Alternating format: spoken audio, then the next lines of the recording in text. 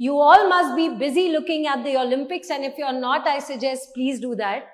ये वाला ओलंपिक्स और किसी चीज के लिए जाना जाए या ना जाना जाए, अपनी कंट्रोवर्सीज के बारे में पक्का जाना जाएगा।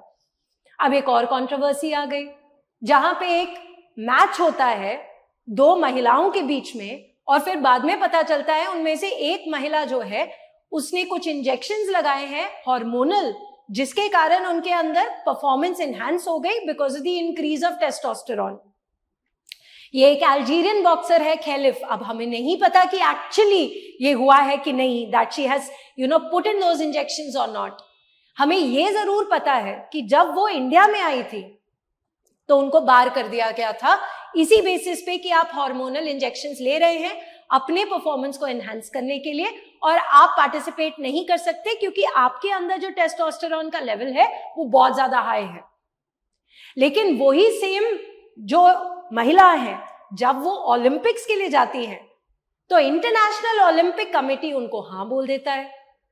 तो गलत कौन और सही कौन, और ये एथलीट्स ऐसा करते क्यों हैं? Let's try to discuss it and understand it through this particular video. But before that, I would like to introduce a very important initiative by Maluka IAS, जहां पे एक UPSC aspirant toppers के साथ discuss कर सकता है UPSC की preparation tricks. AIR 58 Vaibhav Anand Sharma will discuss all of your queries and give you tips and tricks to score more in essays as well as ethics on the 2nd, 3rd and 4th of August, only and only on the Maluka IAS application, and that too free of cost. So do not waste this opportunity and download our application today. Now let's understand what has happened. ये आपने video भी देखा होगा कि कहीं ना कहीं boxing की दो महिलाएं आती हैं और एक महिला बेचारी in the first 46 seconds she says I can't do it and she goes back, and that is what we are talking about today. So the two boxers are Iman Khelif and Ling Yuting, जहां पे दोनों के दोनों को allow किया है, लेकिन कहीं ना कहीं this is despite failing a gender eligibility test that was conducted by the International Boxing Association last year. So the case that we are talking about, obviously Khelif was one of the boxers, दूसरी एक Italian थी, उनका नाम है Angela Carini, and it stopped after 46 seconds. So Khelif, boxed her, and after that she started crying and she basically said कि नहीं मैं तो आगे जा ही नहीं सकती। अब सोचने वाली बात यह है कि किसी भी स्पोर्ट में क्यों ऐसी कैटेगरीज बनती होंगी कि मेल मेल के साथ ही बॉक्सिंग करेगा, फीमेल फीमेल के साथ ही बॉक्सिंग करेगा। आप ये तो देखते नहीं कि मेल फीमेल के साथ बॉक्सिंग कर रहा है, क्योंकि कहीं ना कहीं we are not saying any boxer is less और एनीवन इज मोर, और मेल्स आर मोर स्ट्रॉन्ग और girls are not. We are just talking about hormones and we are talking about the physical capacity. और कहीं ना कहीं ये gender equality नहीं होती दैट मेल को फीमेल के सामने खड़ा करके उनकी बॉक्सिंग का मैच करा दो। सो जिस वजह से सारे के सारे टूर्नामेंट्स में ये सारे के सारे टेस्ट होते हैं जो कि या फिर एक एथलीट को एलिजिबल बनाता है या इनएलिजिबल बनाता है। So we are talking about this lady Imane Khelif who is an Algerian boxer. अब डिस्पाइट फेलिंग द टेस्ट, ये आपने काफी इस पे मीम्स एंड वीडियोस एंड बहुत सारी चीजें चल रही है न्यूज में, राइट? तो आपने ये मैच जरूर देखा होगा, अगर नहीं देखा तो वो मीम जरूर देखा होगा। अच्छा, मैच हुआ था दिल्ली में, इस साल नहीं पहले की बात हो रही है, और इंटरनेशनल बॉक्सिंग एसोसिएशन ने 2 कंसेक्यूटिव ईयर्स के लिए ये इमान खलीफ को बैन किया था। But on the other hand the international Olympic committee did not ban them, despite them failing the gender test in another international boxing match. So is that correct? Is that not? हम ये भी नहीं बोल सकते कि अच्छा गलत decision है, क्योंकि हमें पता ही नहीं है। हम तो पढ़ रहे हैं बहुत सारे सोर्सेज से, और वो सोर्सेज से पढ़ने के बाद हम ये चीज के निर्णय पे आए हैं कि अगर बाई चांस ऐसी चीज है तो ये बहुत ही ज्यादा अनफेयर है। You see, which is why that Italian boxer, that lady, poor thing, in 46 seconds says, sorry, कर ही नहीं सकती, I cannot do this, right? जो कहीं ना कहीं integrity of the entire tournament को भी bring down कर रहा है। So we need to have a very, very clear comment from the International Olympic Committee कि actually हुआ क्या है, right? So power difference between the fighters was very evident. और अगर आपने मैच नहीं देखा तो आप जाके देखिए, ये काफी ज्यादा ट्रेंडिंग वीडियो है, राइट? और फिर तुम खुद डिसाइड करो कि यार ये सही था कि गलत था, and then let's wait what the IOC says about it, right?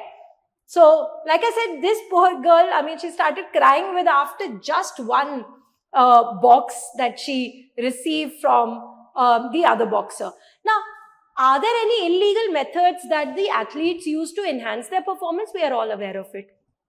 National anti doping agency, world anti doping agency, बहुत बार पढ़ा है हम लोगों ने, राइट? और जिसकी वजह से हमें पता है कि परफॉर्मेंस एनहांसमेंट होती है. तो कैसे कैसे टाइप के होते हैं? सो जैसे मसल ग्रोथ को बढ़ाने के लिए डोपिंग की जाती है, रेड ब्लड सेल इंप्रूव कराने के लिए, एंडोरेंस इंप्रूव कराने के लिए करते हैं. अच्छा, खुद ही का ब्लड निकाल के उसकी ट्रांसफ्यूजन दोबारा से करते हैं, इससे भी एंडोरेंस बहुत ज्यादा बढ़ती है, right? Like I said, you autologous transfusion is just that, using blood from a compatible donor, उससे भी ये चीज आरबीसीज बहुत ज्यादा बढ़ जाती है, एंड्योरेंस अपने आप बढ़ जाती है. But this is chemically done. Not everyone should do, everyone can not do this, no, because otherwise वो फेयर ही नहीं रहेगा स्पोर्ट. और जब स्पोर्ट ही फेयर नहीं है तो फिर वो कंडक्ट कराने की क्या जरूरत है? इनफैक्ट जीन थेरेपी भी आ गई है आजकल, जिससे फिजिकल परफॉर्मेंस और ज्यादा बढ़ जाती है, राइट? डायरेटिक्स यूज किए जाते हैं जिसके कारण फ्रीक्वेंट यूरिनेशन हो जाता है. और इसकी वजह से क्या है कि अगर किसी ने कोई डोपिंग एक्चुअली की है तो कभी कभार पकड़ में नहीं आती, इसलिए बहुत सारे डायरेटिक्स यूज करते हैं कुछ ऐसे एथलीट्स जो कि डोपिंग करते हैं right before the test is conducted. Manipulation भी होती है मेडिकल प्रोसीजर्स की, राइट? टेक्नोलॉजिकल एनहांसमेंट्स भी कर देते हैं which violates certain sports and their guidelines. So at the end of the day, of course, winning is very important. And once you're a winner, does it matter how did you win? Yes, IAS Pooja is an example. She did become a trainee and now she's gone to Dubai because there is an arrest warrant against her. So she did win the entire thing. She became an IAS officer, but the method she adopted, जिस जरिए से वो IAS officer बनी या trainee बनी, वो methodology बहुत गलत थी. Ethics और integrity भी कुछ चीज होती है और वो चीज को फॉलो करना बहुत जरूरी है. क्योंकि अगर स्पोर्ट्स कहीं ना कहीं हम क्यों देखते हैं, because we like the fairness in the game. Everyone is in the same on the same platform. एक पीवी सिंधु टाइप की इतनी बढ़िया प्लेयर अगर हार रही है तो हमें पता है इसलिए हार रही है बिकॉज उस टाइम पे she couldn't perform that well. एक लक्ष्य सेन अगर जीता है एंड बाय गॉड्स ग्रेस बहुत ज्यादा बढ़िया मेडल अगर लेकर आएगा बैडमिंटन में, तो हमें पता है कि ये फेयर चीज हुई है, इसमें हम लोग कुछ और नहीं बोल सकते. लेकिन जब ऐसे टाइप की न्यूज आती है, then we start questioning everything. Then we start questioning every IAS का trainee and everyone who's getting the gold medal and the silver medal in the Olympics, isn't it? And that is when the faith is withdrawn. और जब faith ही खत्म हो जाती है तो ऐसे type के इवेंट्स पे लोग देखना भी बंद कर देते हैं और पार्टिसिपेट करना भी बंद कर देते हैं. सो जिस वजह से ये उत्तरदायित्व IOA के ऊपर है हमें बताने का कि एक्चुअली हुआ क्या है in this particular case. So strengthening policies are very, very important. World Anti-Doping Agency, National Anti-Doping Agency should do some kind of technological reforms ताकि ऐसे cases आगे जाके ना देखने को मिले. और साथ ही साथ international cooperation is very, very important in this. मतलब कहीं ना कहीं IOA should think about it कि ऐसा क्यों हुआ कि 2 consecutive years तक International Boxing Association ने ही इसको बार कर दिया, right? Advanced testing technique should be utilize कि ऐसे डायरेटिक्स यूज करके कोई प्लेयर ये ना करे, right? And increase the frequency of that particular test. Education and awareness is very very important. ये सब छोड़ो, आजकल तो जिम में जाने से पहले लोग स्टेरॉइड्स यूज करने लग जाते हैं क्योंकि they want to show that we are very very muscular. And do you know what impact that has on the internal organs of that person? मतलब खोखला हो जाता है इंसान अंदर से. और किस चीज के लिए? किसको इम्प्रेस करने के लिए? सो कहीं ना कहीं education awareness very very important for us. Coaching and support staff, कभी कभार पता चलता है कोच ही पैसा दे रहा है या फिर डोपिंग एजेंट्स दे रहा है टू दैट पर्टिकुलर एथलीट ताकि कोच की वाहवाही हो जाए. यस, बट उस एथलीट की हेल्थ के ऊपर क्या इम्पैक्ट पड़ रहा है वो कोई नहीं सोचता. So supportive staff should also understand and do that kind of awareness that such activities don't happen. Encourage clean competition. नहीं तो लोग देखना ही बंद कर देंगे और खेलना ही बंद कर देंगे, और अगर ऐसी चीज हर एक स्पोर्ट में होने लग गई तो विश्वास उठ जाएगा. So that is not a very good thing, right? The spirit of competition should remain, and fair competition at that. Finally, clean sport initiatives are very, very important. So I would like to end this topic by giving you a very important mains daily question. Read it, write it, get it corrected from your mentors.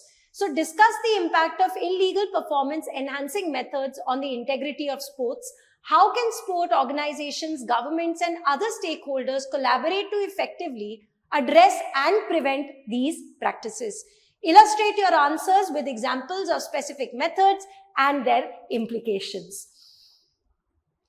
Two very important announcement, guys. जो बच्चे 2025 में prelims के लिए बैठने वाले हैं और तलाश में है किसी ऐसी टेस्ट सीरीज के जो कि यूपीएससी पेपर पैटर्न के साथ कंप्लीटली अलाइंड है, look no further and join the test series at Maluka IAS today, जहां पे आपको मिलेंगे 64 टेस्ट, 34 प्रीलिम्स और 30 mains in both English as well as Hindi. ना ही सिर्फ प्रश्न बट उसके साथ डिस्कशन भी होगी with our top mentors, and that too at extremely affordable prices. And finally the current affairs, monthly to the point current affairs जो मलूका आईएएस का हर एक यूपीएससी एस्पिरेंट स्वेयर बाय करता है. We have considerably reduced the cost to increase affordability in your education. So don't waste this opportunity and download these applications today. ये भी English as well as Hindi में आपको मिलेंगे जिस भी माध्यम में आप ज़्यादा comfortable हैं. And I'll see you soon with another video with a more informative topic. Thank you very much.